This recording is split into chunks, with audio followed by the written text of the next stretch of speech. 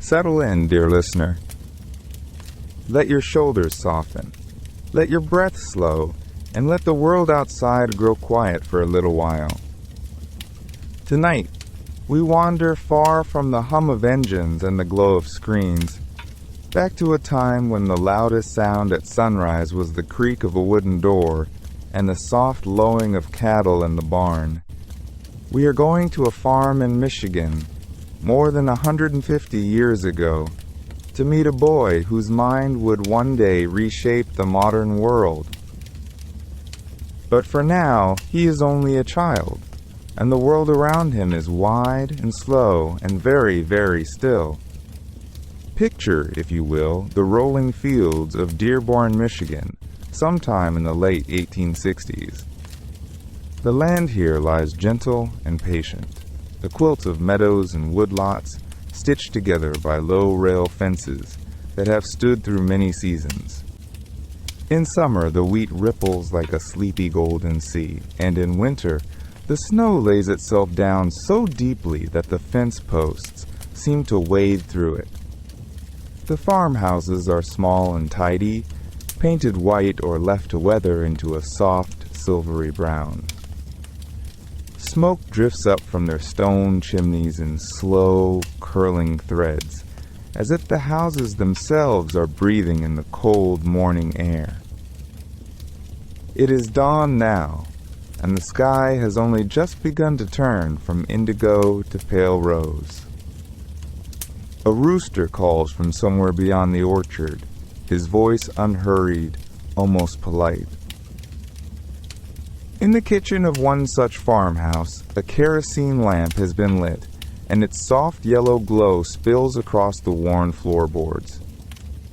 The flame trembles gently inside its glass chimney, casting long, comforting shadows on the walls. There is the smell of coffee in the iron pot, the faint sweetness of last night's bread, and the deeper, earthier scent of wood burning low in the stove. This is the home of the Ford family.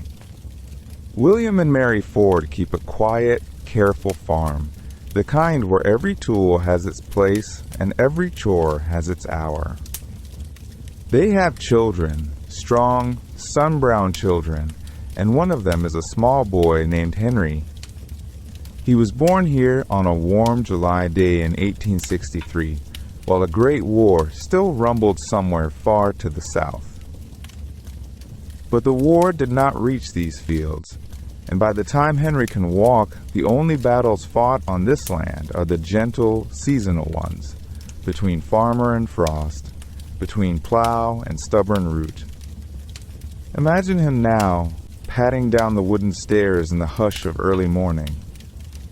He is perhaps 7 or 8 years old, with wide, curious eyes and a thatch of brown hair that never quite lies flat. He pulls on his boots by the door, the leather stiff with cold, and steps out into a world still wrapped in mist. The grass is silvered with dew, and the cobwebs strung between the fence rails glitter like tiny strands of glass. He breathes in deeply. The air smells of damp hay, of applewood, of horses just beginning to stir. There are chores waiting, as there always are. The chickens must be fed, their feathers warm and ruffled in the henhouse. The cows must be milked, their breath rising in soft white clouds in the chill of the barn. Water must be drawn from the well, the iron handle creaking as it turns, the bucket rising slowly, slowly, from the dark, cool depths below. Henry works alongside his father and brothers, his small hands learning the steady patience that farm life requires. Plant in the spring. Tend in the summer. Harvest in the fall. Mend and wait through the long, white quiet of winter. The rhythm of the seasons is the only clock anyone here truly needs. And yet, even now, even at this tender age, there is something different about young Henry. While his brothers daydream of fields of their own, Henry watches the windmill turn against the morning sky. He listens to the click of the kitchen clock and wonders what makes its small brass heart beat. He picks up a broken latch and turns it over and over in his hands, trying to understand how its parts fit together. The world, to him, is not only a place to live in. It is a puzzle to be opened, a mystery to be quietly, gently solved. But all of that lies ahead. For now, the sun is climbing slowly over the eastern fields, the kettle is whistling on the stove, and a small Michigan farm boy is standing in the dewy grass, blinking up at a sky that is only just beginning to wake. The road from this quiet meadow to the great roaring cities of the future is long and winding and beautiful. And tonight, dear listener, we have all the time in the world to walk it together. So let us walk a little way down that road, you and I, into a summer that smells of cut hay and warm iron. The year is 1875, and the boy at the center of our story is 12 years old. His name is Henry, and already there is something about his hands that the grown-ups have begun to notice. They are not idle hands. They are not restless in the wild way of other farm boys, who tear through orchards and skip stones across the mill pond. Henry's hands are quietly busy. They turn things over. They feel for the seam, the hinge, the hidden screw. They listen, almost, to whatever they touch. In the kitchen drawers of the Ford farmhouse, and in the pockets of his Sunday trousers, you would find the small evidence of his curiosity. A bit of clock spring, coiled like a sleeping silver snail. A tiny brass gear no larger than a thumbnail. A watch key worn smooth from use. For Henry has discovered in these early years that the world is full of secret little machines, and that almost all of them are willing to give up their secrets if you are patient enough and gentle enough to ask. The neighbors have begun to bring him their pocket watches. It started, the story goes, with his own, a gift perhaps, or a hand-me-down, which he took apart on the kitchen table one rainy afternoon, laying each piece out on a square of clean cloth like a tiny silver supper. And then, marvel of marvels, he put it back together again, and it ticked. So now Mrs. So-and-so from down the lane, and the schoolmaster, and the blacksmith's wife, all come knocking with their stopped watches wrapped in handkerchiefs, and Henry takes them upstairs to his little workbench, and he listens. He works by the light of a single candle most evenings. Imagine it with me for a moment. The farmhouse is settling into its night sounds. The soft creak of beams cooling, the low murmur of his parents, voices in the parlor below, the faint protest of a floorboard as someone stirs the fire. And up in the corner of his room, a yellow circle of candlelight, and a boy bent low over a watch no larger than a robin's egg. His tools are homemade. A knitting needle filed to a point, a bit of corset stay, a nail tapped flat into a screwdriver. He breathes carefully, because a single sneeze could send a hairspring drifting away forever. And when at last the little wheels begin to turn again, when the soft tick-tick-tick rises from the table like a heartbeat returning, Henry smiles, just slightly, and blows out the candle and goes to bed dreaming of mainsprings and balance wheels. But all of this, dear listener, all of this quiet tinkering is only the prelude. Because one warm July afternoon, Henry is riding into Detroit with his father in the family wagon, the horses clopping along an unhurried country lane, the air thick with the smell of clover and the dust raised by their own wheels. And then, around the bend comes something that Henry has never seen before and will never ever forget. It is his steam engine. Not the familiar railway kind, locked safely to its track, but a great squat road engine, moving under its own power along the dirt road, hissing and chuffing, its tall iron stack puffing soft white plumes into the summer sky. A man rides upon it like a captain at the helm of a small black ship, and the whole contraption rumbles forward without a single horse to pull it. The Ford wagon halts. The horses snort and step uneasily. And Henry is already off the wagon, already running. He runs to the engineer with all the breathless urgency of a child who has just glimpsed the future, and he asks question after question. How does it work? What is the boiler? Where does the steam go? How fast can it travel? The engineer, charmed by this insistent little inquisitor, answers him patiently and shows him the chains and the gears and the hot iron belly of the thing. Years later, an old man with white hair and a worldwide name will say that this was the moment that turned him toward automobiles. That summer afternoon on a Michigan road, with the smell of coal smoke in his nose and his hand resting on warm iron, and a 12-year-old's heart hammering with the certainty that here was the shape of everything to come. For now, though, he is only a boy.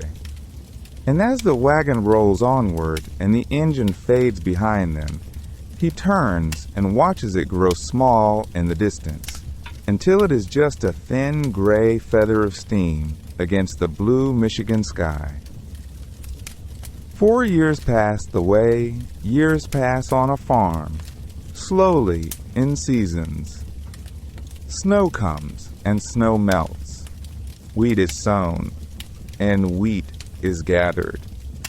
The boy grows tall and lean, his hands calloused from the plow, his eyes still drifting at every distant whistle, every rattle of metal on the wind. And then one autumn morning, when he is 16 years old, Henry Ford walks down the lane he has walked all his life, and he does not look back.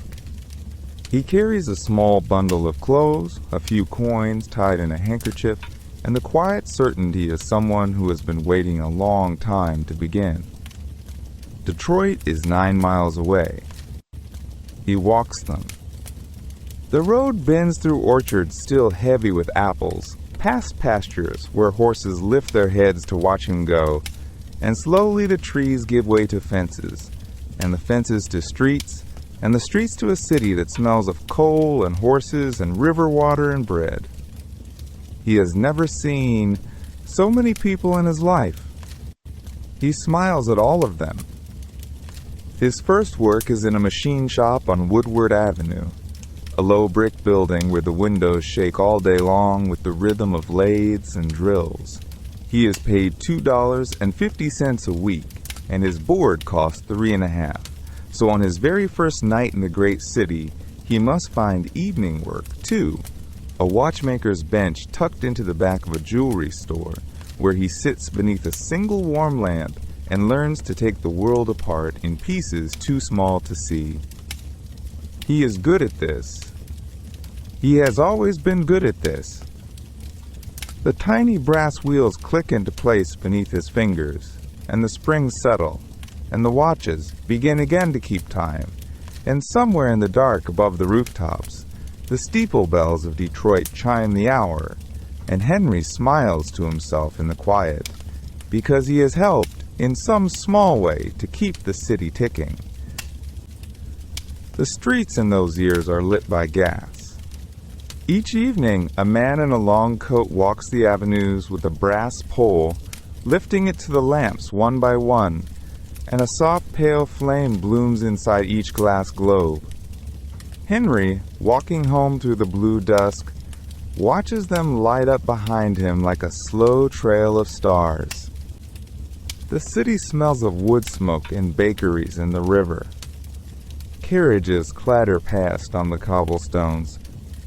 Somewhere, a piano plays a song he does not know. He moves from shop to shop in those years, the way a young craftsman moves through the trades. Not restless, exactly, but hungry. He learns the patient turning of brass, the careful filing of steel. He learns how a steam valve breathes, and how a flywheel hoards momentum, and how a belt of leather can carry the strength of a whole engine across a ceiling and down into a row of waiting machines. His hands grow wise in ways no one has taught them. At night, in his small rented room, he reads books on engineering by lamplight until the lamp gutters out. And then, when he is older still, he comes to the Edison Illuminating Company, a great brick building down by the river where the future itself seems to be humming inside the walls. Here, in the warm and oil-scented dark, the dynamos stand taller than men, vast iron drums spinning behind brass railings, their armatures glowing softly, the air around them faintly electric. Henry is given the night shift. He walks among them with a long spouted oil can, listening. He has learned by now that machines speak. He knows the sound of a healthy bearing and the sound of one beginning to tire. He knows the smell of a belt that is slipping and the small particular cough an engine gives just before it fails.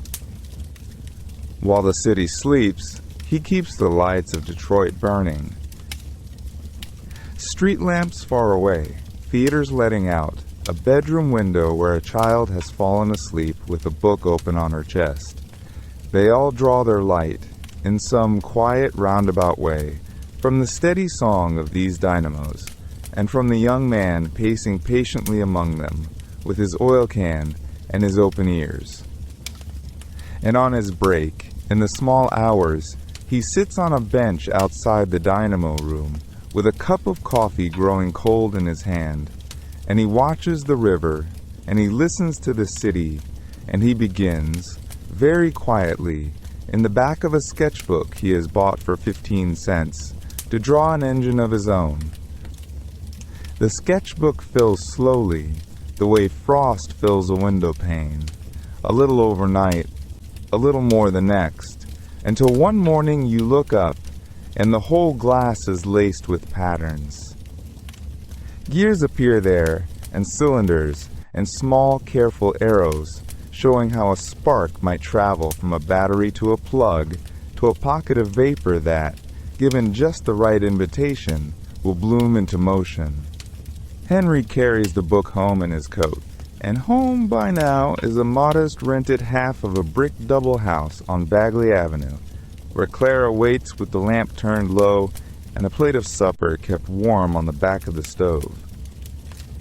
Behind the house, across a narrow yard, there stands a little brick shed, once meant for coal, now meant, by quiet agreement between husband and wife, for something more. Its single window looks out onto the alley. Its door is barely wide enough for a man with his shoulders squared. And inside, evening by evening through the long winter, a strange and beautiful clutter begins to gather. A flywheel rescued from a scrapyard. 4 bicycle wheels, slim and hopeful. A leather belt. A length of brass tubing. A workbench scarred with the burns of small experiments. A kerosene lamp that hisses softly to itself like a sleeping cat. Friends drift in and out, young men from the Edison plant who have caught the same fever, who roll up their sleeves and hand him wrenches and stay later than they meant to. They call the thing, half teasing, half tender, the Quadricycle, because it sits on 4 bicycle wheels and looks, in the low light, less like a carriage than like 2 bicycles that have decided to keep company. They build a two-cylinder engine no bigger than a bread box. They wind copper wire by hand. They set a tiller where a steering wheel might one day be, and a simple bench seat above the works, and they wait, on the long, quiet evenings, for the night when everything will be ready at once. That night comes in early June. The rain has been falling for hours, soft and steady, polishing the cobblestones of Detroit until they shine like the backs of beetles. It is well past midnight on the 4th, drifting toward dawn, when Henry tightens the last bolt and steps back and wipes his hands on a rag that has long since given up on being clean. Clara is there in a shawl, holding an umbrella over the lamp. The shed smells of oil and wet brick, and the green smell of a city in spring rain. And then they discover all at once, what no one quite thought to measure, that the quadricycle, finished, is wider than the doorway through which it must pass. There is a long, surprised silence. And then Henry, with the calm of a man who has come too far to be turned back by a wall, picks up an axe. He does not swing it in anger. He swings it the way a farmer swings a scythe, patient, rhythmic, almost kind. Brick by brick, the door frame gives way. Mortar dust mixes with the rain.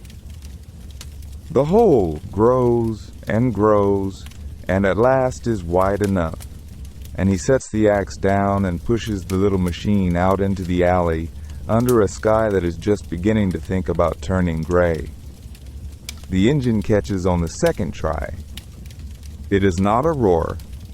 It is a small, polite, sputtering cough, like a kettle clearing its throat, and then a steadier put that makes the puddles tremble. Henry climbs onto the bench. Clara pulls her shawl tighter. A friend walks ahead on a bicycle, lantern raised, in case any late horse should come around a corner and meet, for the first time in its life, this strange new creature. And down Bagley Avenue, slow as a walking pace, the quadricycle goes, past sleeping houses, past a milkman just beginning his rounds, past a street lamp whose light, you might remember, comes from the very dynamos he tends each night. The rain falls on his cap, and on the brass, and on the polished cobbles. The wheels turn. The engine speaks its quiet new language to the dark. He does not know, riding through that wet and lamplit dawn, that he is carrying a whole century on those 4 bicycle wheels. He only knows that the thing he drew in the back of a 15-cent sketchbook is moving now, beneath him, of its own small will. And that is enough for tonight to let the rain bless him, and the city sleep on, and the road ahead unroll gentle and gray into whatever comes next. The dawn after that first ride does not bring fortune. It brings instead a long and quiet patience, the kind that wears men down or hammers them into something harder. The little quadricycle is sold for $200, and the money is folded carefully into a pocket. And Henry begins again, the way a farmer begins again after a poor harvest, looking at the same field with the same tired, hopeful eyes. The years that follow are the years no one likes to remember. In the summer of 1899, with backers gathered around him like cautious birds at a feeder, he leaves Edison Illuminating and steps into his first true company, the Detroit Automobile Company. The newspapers print kind words. The investors press his hand. And then, slowly, like milk forgetting itself in a warm pan, the venture sours. The cars are heavy.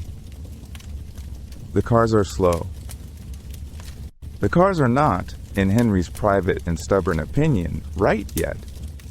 He tinkers and refuses to ship, and the money runs thin, and within a year and a half the company quietly closes its doors, and he walks home through the Detroit dusk with nothing in his hands but the lessons.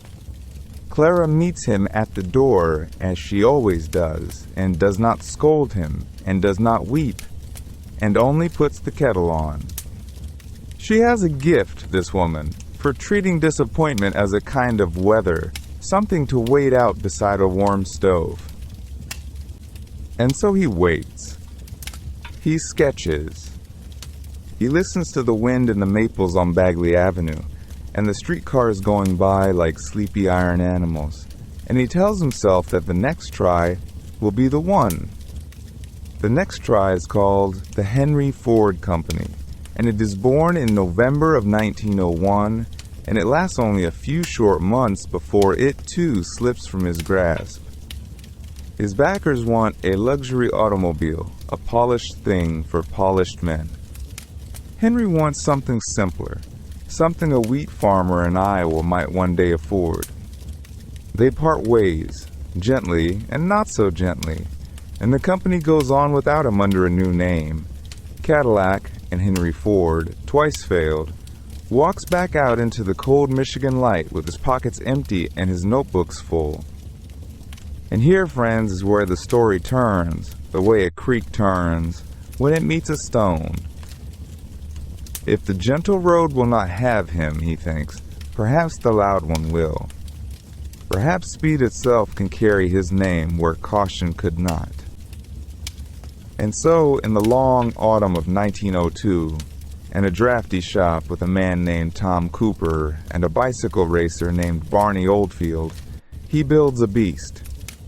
They call it the 999, after a famous fast train, and it is a stripped-down, snarling, four-cylinder thing with no body to speak of, just a seat and a tiller and an engine that sounds like a thunderstorm caught in a tin pail.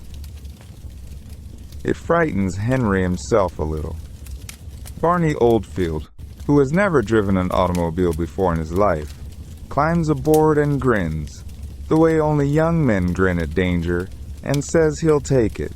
The race is at Grosse Pointe on a cold gray afternoon by the lake, and the crowd stands bundled in wool, breath rising, and the 999 howls down the dirt track like something let loose from a dream. And Barney wins by half a mile, and the next morning the name Henry Ford is in every paper from Detroit to Boston. Just like that. A nobody, twice broken, becomes a name a man might invest in. And invest they do.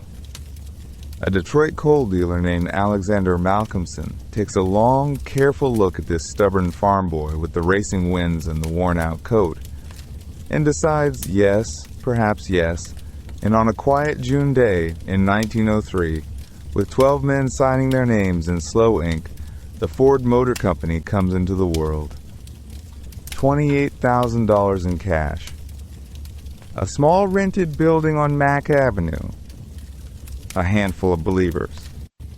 And in his back pocket, always, the sketch. He has been drawing it for years now, on envelopes, on shop walls, on the soft margins of his daughter's school books. Not yet a Model T. Not yet anything with a name. Just an idea, light and strong and cheap. A car for the wide and weary middle of the country. A car for the farmer and the school teacher and the country doctor with mud on his boots. Tonight, as we leave him, the company is only days old, and the snow has not yet fallen, and the dream is still only a pencil line on cheap paper. But the line is steady, and the hand that drew it has, at last, stopped trembling. And outside, the long American road lies waiting, patient as a sleeping field, for what comes next. And so the road waits, and we drift toward it now on a soft current of years, from the cluttered workshops of an inventor's youth into a quieter season, into Detroit in the autumn of 1908, where the maples have turned the color of lamplight, and a tall brick building on Piquette Avenue keeps its windows lit long after the rest of the city has gone to sleep. It is a plain building, 3 stories of red brick and tall sash windows, the kind of factory that might just as easily have stitched coats or pressed tin. Inside, on the upstairs floor, a small room has been set aside, a private room, almost a study, where a handful of men gather around a table strewn with sketches. Henry is there, of course, in his shirt sleeves, his hair beginning to silver at the temples. C. Harold Wills, the draftsman, with his fine pencils. Child Harold Wills, quiet patience. Joseph Galam, who can fold a fender into existence with a few sure lines. They speak in low voices, the way people speak when they know something tender is about to be born. For months, this little room has been their cradle. They have argued kindly over springs and axles. They have whittled wooden models of pedals to feel them with their hands. They have searched for a steel light enough to fly and strong enough to forgive, a vanadium alloy, gleaming, pliant, almost alive, and when they found it, Henry pressed a sample into his palm as though it were warm bread. And now, at last, the thing itself stands, waiting beneath a soft cloth. They lift the cloth aside, and the Model T appears. It is not a gleaming chariot. It is not the pampered carriage of a wealthy man. It is a small, square, sensible creature, its black paint deep as a winter pond, its lines as honest as a farmhouse door. 20 horsepower, 2 pedals, and a lever. A frame that can shrug at a rutted road. A magneto humming in its belly so it will start in the cold. They walk around it slowly, touching its fenders the way one touches the flank of a gentle horse. Someone laughs, very softly. Someone else only nods. Henry stands a long while with one hand resting on the radiator cap and says almost nothing at all. Word travels the way good news always travels, first in whispers, then in newsprint, then in the bright voices of children. By the spring of the following year, the first Model Ts roll out of Piquette Avenue and into the country, one careful crate at a time. They arrive in small towns the way a new neighbor arrives, a little shy, a little dusty, blinking in the sun. Dealers polish them in their windows. Farmers walk in from the fields, wiping their palms on their overalls, and stand before them in a kind of tender disbelief. Imagine the scene. A little dealership in Iowa, perhaps, or in Kansas, or along a quiet street in Vermont. The afternoon light slanting in through the glass. A man named Earl, or Walter, or Henry himself in some other life, leaning a shoulder against the doorframe, looking at the small black car as though it were a colt newly arrived in the barn. $850, the placard reads, and he does the arithmetic in his head and finds, almost shyly, that it can be done. And so they go home with it. They go home over washboard roads, past white churches and split rail fences, the engine putting along like a contented cat. Children come running from porches. Old men in rocking chairs lift one hand in slow salute. A young wife steps out of a kitchen with flour on her apron and presses both hands to her mouth and laughs. The country begins, very gently, to change shape. Distances that once measured a long day's ride now measure an afternoon. A farmer can carry his cream to town and be home by supper. A doctor can reach a sickbed before the lamp burns low. A young couple can drive out past the last fence post, simply to see what lies beyond it, and come back by starlight, humming a tune they have just invented. One small black automobile, multiplied 1,000 times, 10,000, 100,000, and the map of America begins to soften at its edges, the towns reaching for one another like hands across a quilt. The horizon, that old patient line, leans a little closer. The roads, which were sleeping, begin to stir. And in the upstairs room on Piquette Avenue, the lamp burns on into the night, and Henry stands by the window and listens, far off, faint as a lullaby, to the sound of a country quietly learning to move.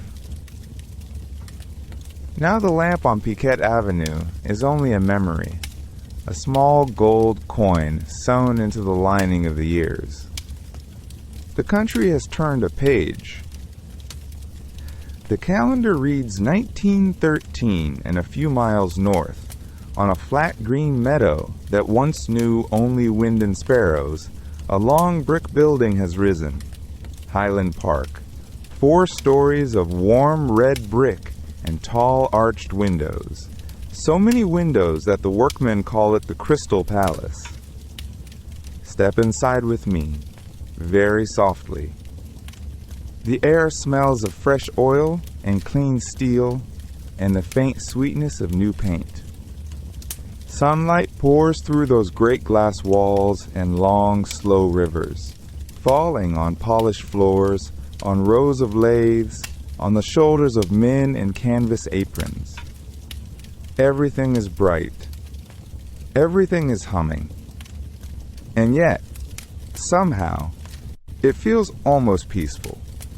The way a great river feels peaceful when you watch it from the bank. Full of motion, but moving all in one direction, all together. For years, you see, building a car had been a kind of patient dance around a single still object. The chassis would sit on its wooden trestles, and the workmen would come to it, one at a time, fetching their parts from across the floor. A fender from here, a wheel from there, a length of wire from a bin near the wall. 12.5 hours it took, from bare frame to finished car. 12.5 hours of footsteps, of hunting, of waiting. But Henry has been thinking, and his young engineers, Clarence Avery, Charles Sorensen, Peter Martin, have been thinking with him. They have been to the great meat-packing houses in Chicago, where carcasses ride overhead on slow chains, and each man stands in one place and does one small task as the work glides past. They have watched the flour mills, where grain travels on belts from floor to floor, never lifted, never carried, and a quiet idea has taken shape, the way ideas do, slowly, the way frost takes shape on a window pane. What if, they wonder, the car came to the worker instead of the worker to the car? So they begin, gently, with a single piece. The flywheel magneto. They lay it on a long, waist-high table, and they ask 29 men to stand in a row, each with one small job. A bolt here, a coil there, a turn of the wrist. The magneto slides from hand to hand down the table like a leaf on a stream, and what once took 20 minutes now takes 13. Then 7. Then 5. They smile at one another. They try it with the engine. They try it with the axle. And then, one mild afternoon, in the late summer of 1913, they stretch a long rope across the floor of the chassis department. They hook it to a winch. They tie the bare frame of a Model T to the other end.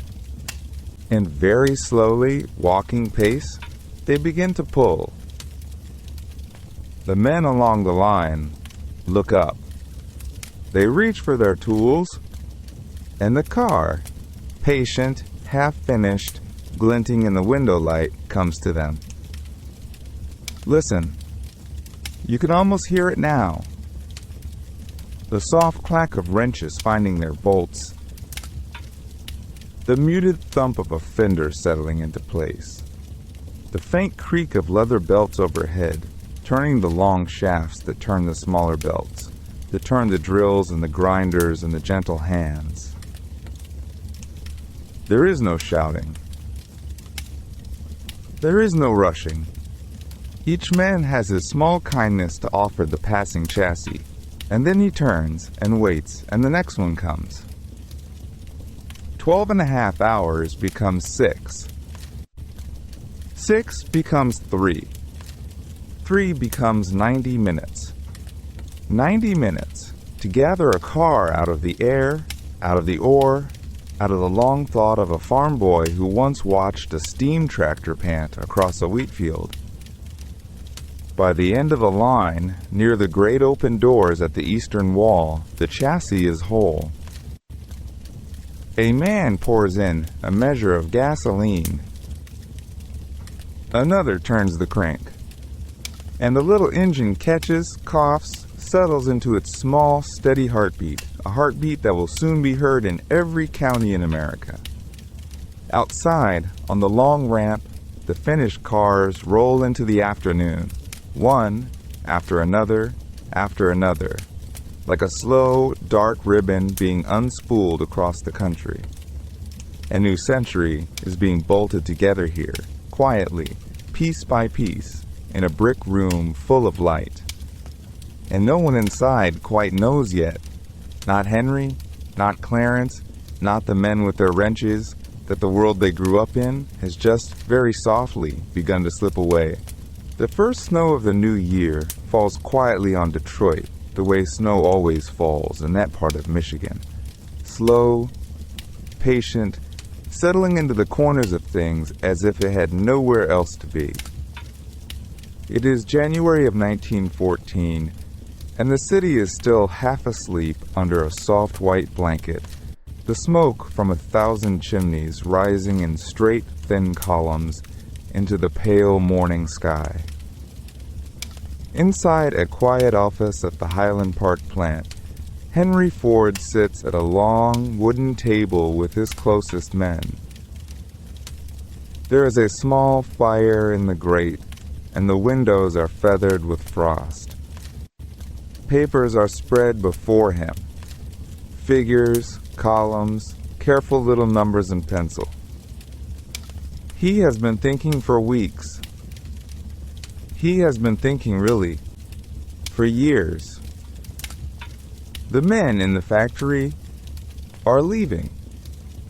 They come in the morning, they learn the line, they tighten their bolts, and within a few months, sometimes within a few weeks, they walk away. The work is steady, but it is hard on a person. The same motion, the same minute, the same hour. To keep 500 men on the floor, the company has been hiring 900. The arithmetic of it is exhausting, and Henry, who loves arithmetic the way some men love music, has decided that something must change. He looks up at his partners and he says it, very simply. $5 a day. Twice the going wage. An 8-hour shift instead of 9. The room goes still. Outside, the snow keeps falling. By the next morning, the news has crossed the country on the slender wires of the telegraph, and the country, drowsy with winter, sits up. Newspapers in New York and Chicago and San Francisco set the headline in the largest type they have. $5 a day. A working man's wage doubled overnight by a single quiet decision in a single quiet room. And so they come.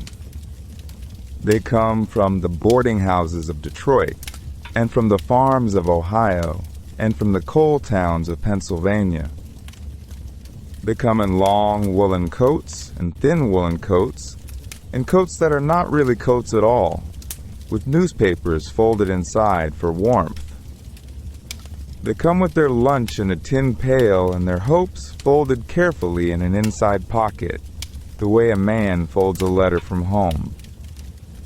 By dawn, the line stretches down Manchester Avenue, around the corner, past the bakery, past the empty lot where the children play in summer. By midday, it is longer still.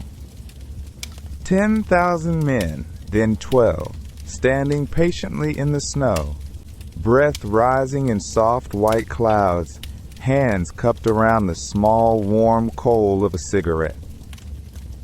They speak many languages: Polish, Italian, Yiddish, Hungarian, the rolling soft English of the southern hills, and yet somehow they all understand one another. They are waiting for the same door to open.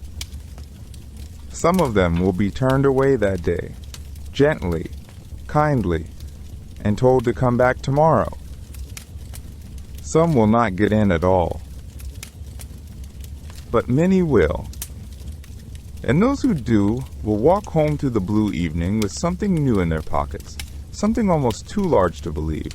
The simple, startling fact that their week's wages can now buy bread and rent and shoes for the children, and by the slow patient saving of a year or two, perhaps even a Model T of their own. That is the quiet miracle of it. The man who tightens the bolt onto the rear axle, the man who paints the fender, the man who carries the seat from the trim shop to the line, each of these men can now, in time, drive home in the very car he helped to build. Across the supper table he can tell his wife, "That little black piece on the road there, the one passing the street lamp, I made the door of one just like it." And his children, listening, will quietly tuck the thought away, the way children tuck away the small, bright certainties of childhood. A new middle class is being born this winter, on a snowy street in Michigan, in a line of patient men with frost on their eyebrows. They do not know yet that they are anything new. They are only cold and tired and hopeful. But the country is beginning to lift them, gently, the way a tide lifts a wooden boat off the sand. And outside the city, far past the chimneys and the streetcars and the soft yellow squares of lit windows, the snow goes on falling. It falls on the empty fields and the sleeping orchards and the long, quiet roads where, soon enough, the little black cars will come humming, one after another, carrying their drivers home. And the cars do come. Not all at once, but slowly, the way spring comes to a long winter, a single black shape on a country road, then two, then a dozen, then more than anyone can count. By the time the 1920s settle over the land like a warm quilt, more than 15 million Model Ts are humming somewhere across America, on bright mornings and soft evenings, on packed dirt and gravel, and the new ribbons of asphalt that are beginning to stitch one town to the next. Imagine for a moment looking down from a quiet height. From up there, the country looks like a great patchwork. Fields of wheat, fields of corn, dark woods, pale rivers, little clusters of rooftops where the towns gather around a courthouse or a church steeple. And running through it all, like fine pencil lines, the roads. Once those lines were lonely. Now, here and there, a small black bead moves slowly along them. And another. And another. Each one a Model T. Carrying somebody home. On the farms, the change comes gently. A father who once spent half a day driving a wagon to town now drives in before lunch and is back before chores. A mother who used to see the doctor only when illness was already deep in the house can fetch him at the first cough.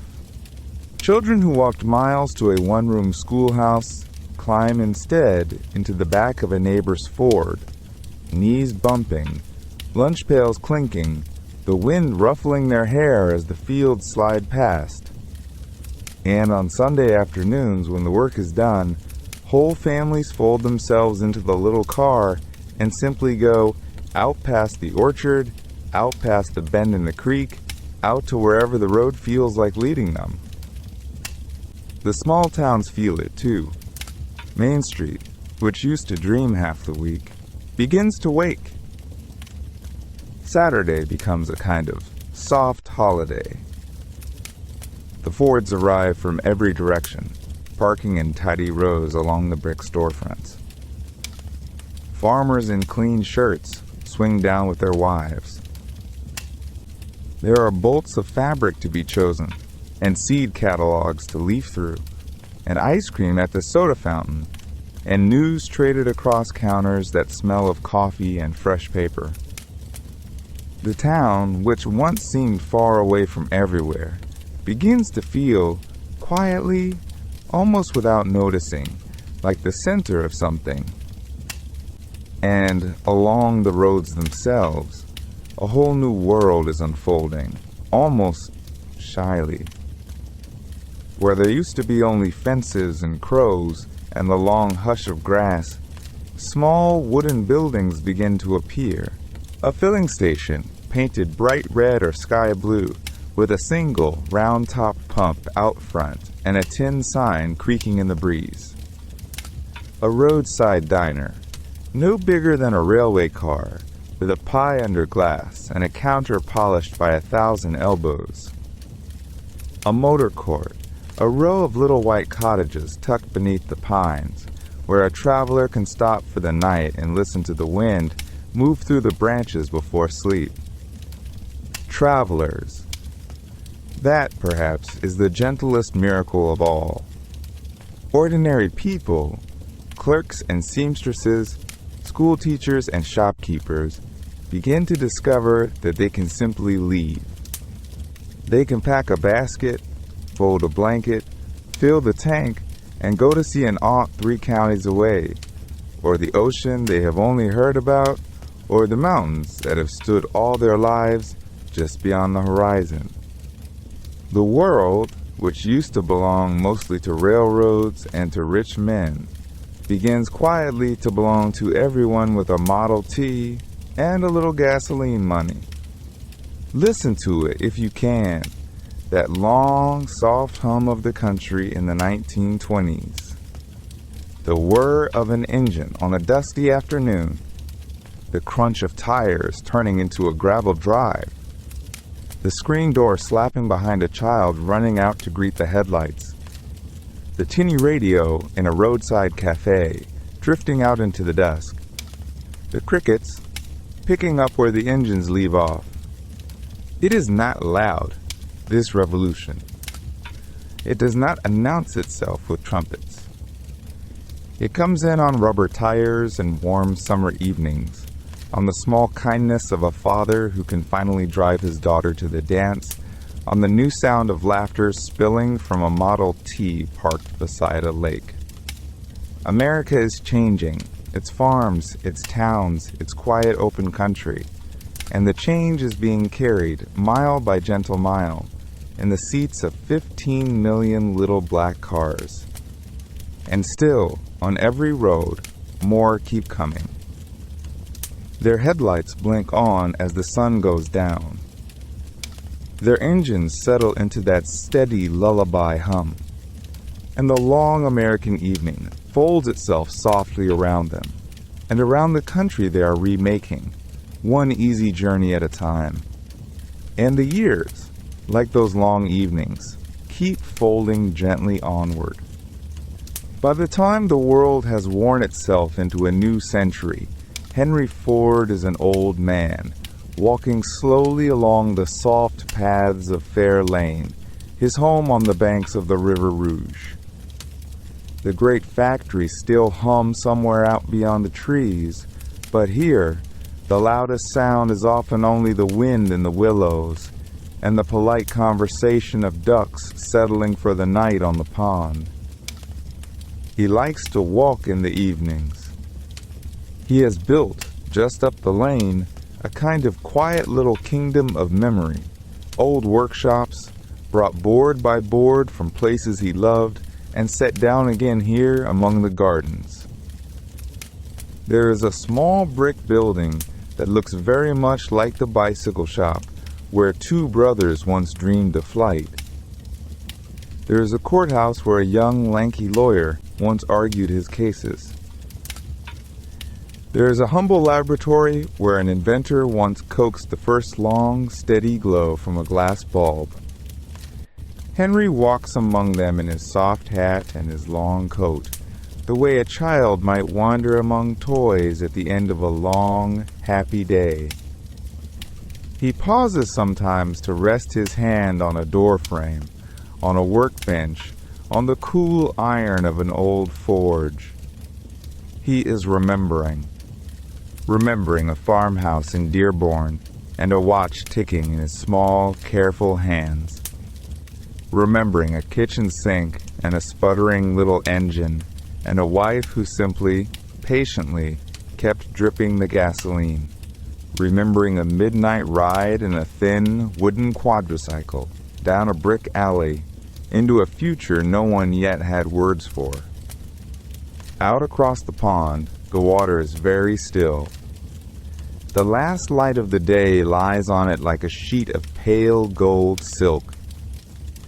A heron stands somewhere among the reeds, perfectly patient, perfectly at home. Henry watches it for a long while, and the heron, in its own gentle way, watches him back. The world, it seems, has at last slowed itself down to the speed of an old man's breath. In a barn nearby, sheltered from the cool of the coming night, a Model T is sleeping. Its black paint is dulled now to the soft sheen of a river stone. Its brass lamps are dim. Its wooden spokes have the dignity of old bones. Moonlight, when it comes, will slip through the cracks between the boards and lay quiet stripes across its hood, the way a mother lays a blanket over a sleeping child. The little car has carried farmers and doctors and lovers and loaves of bread. It has crossed muddy ruts and shining new highways. It has earned, more than most things ever earn, the right to rest. Inside the great house, a fire is burning low in the hearth. The logs have settled into a soft red bed of embers, breathing slowly, the way old fires breathe. Shadows lean and lengthen along the walls. Somewhere a clock ticks, unhurried, the way clocks tick in houses where no one is in any rush at all. Henry sinks into a deep chair near the fire and lets his eyes close, just for a moment, just to listen. He thinks of the long ribbon of road he has helped to lay across his country, of the dust rising behind a tin Lizzie on a summer afternoon, of the moving line in Highland Park, the great patient river of work, hearts flowing toward men, men shaping them with steady hands, of $5 days, and small houses with new porches, and children walking to school in shoes their fathers, wages bought. Not everything was easy. Not everything was right. But oh, how the country moved, how it hummed, how it learned, one careful turn of the wheel at a time, to go. Outside, the first stars are pricking through the deep blue. A breeze stirs the long grass by the pond. The heron lifts itself with great soft wings and drifts away into the dusk. The Model T sleeps on in its moonlit barn. The fire sighs and settles, sighs and settles, and finally lies down to glowing rest. In the road, dear listener, the road that he helped to roll out beneath so many gentle wheels, the road goes on. It curves over the dark hills and hums under quiet bridges and whispers past sleeping towns, all the way to the soft horizon of your own dreams. So let your shoulders ease. Let the day's small engines cool. Somewhere a porch light is still burning just for travelers like you. Somewhere a kind old man is closing his eyes by a fading fire. The night is wide. The journey is long and good. Sleep now. The road, like the night, goes on.